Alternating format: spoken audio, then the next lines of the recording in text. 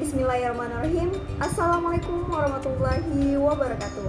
Halo teman-teman, perkenalkan nama saya Nurlina Putri Adalia Hairuddin dengan NIM 461233044 dari kelas 1BD4 Akuntansi Manajerial.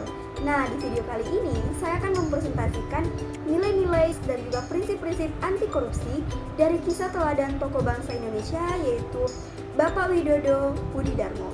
Sebelum itu, saya berterima kasih kepada Ibu Nuraiza Saimide SEMSI selaku dosen pengampu mata kuliah Etika Profesi. Nah, ini adalah kisah dari Bapak Widodo Budidarmo.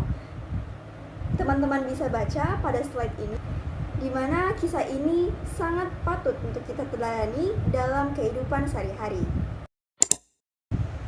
Nah, setelah teman-teman membaca kisah teladan dari Bapak Widodo Budidarmo, dapat kita ambil nilai-nilai integritas. Yang pertama yaitu jujur.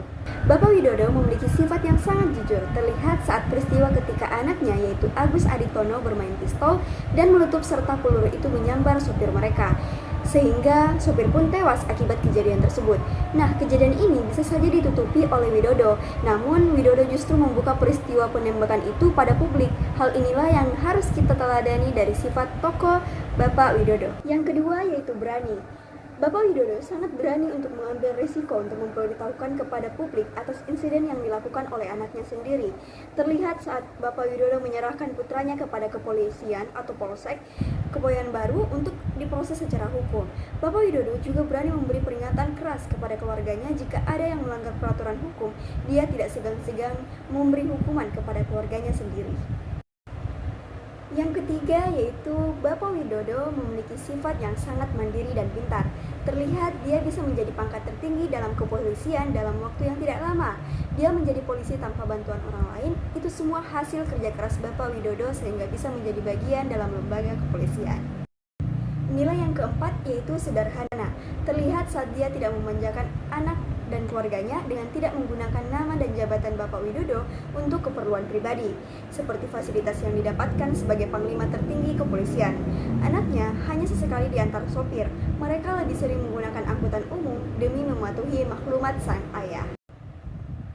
Nah, yang kelima yaitu kerja keras. Dilihat dari mulai dia mendaftar untuk masuk kepolisian sehingga dengan kerja kerasnya membuahkan hasil. Dia terus naik jabatan dalam waktu tidak lama. Selanjutnya yang keenam yaitu tanggung jawab. Terlihat saat peristiwa anaknya bermain pistol dan meletup ke pos sopir mereka dan tewas akibat kejadian tersebut, Bapak Widodo tidak menutup-nutupi kejadian tersebut. Dia bahkan memberitahukannya kepada publik. Dia tanggung jawab akibat dari kejadian tersebut. Dia tidak menutupi untuk menjaga nama baiknya dan tidak buang badan atas insiden tersebut. Nilai yang ketujuh yaitu adil.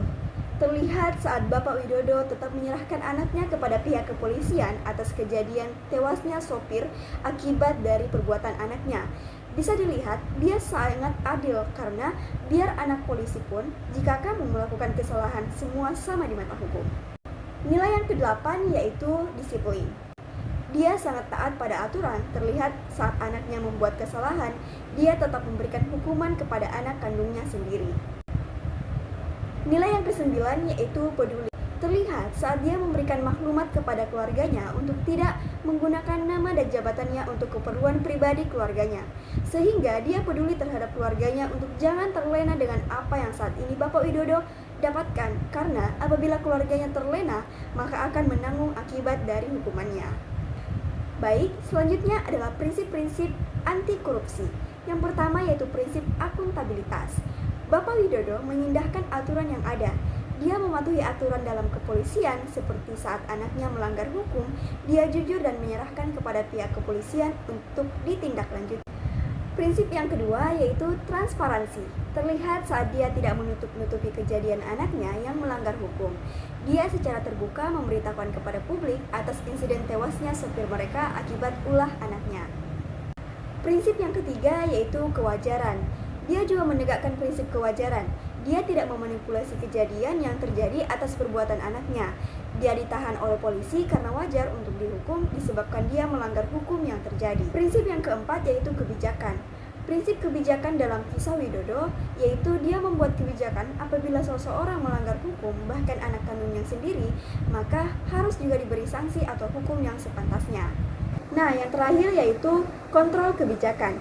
Bisa dilihat dari kisah Bapak Widodo, dia bijak dalam memberikan sanksi kepada anaknya karena telah melanggar hukum atas kejadian yang telah dibuat oleh Bapak Widodo sendiri. Baik, itulah tadi presentasi dari saya. Sebelum saya menutup presentasi ini, saya akan membaca sebuah quotes yaitu tanpa integritas, kamu tidak akan pernah menjadi pemimpin. Oleh karena itu, saya mengajak kepada teman-teman untuk selalu menegakkan sikap integritas, hindari gratifikasi, dan katakan tidak pada korupsi. Sekian dari saya, mohon maaf jika ada kekurangan, semoga bermanfaat. Wassalamualaikum warahmatullahi wabarakatuh.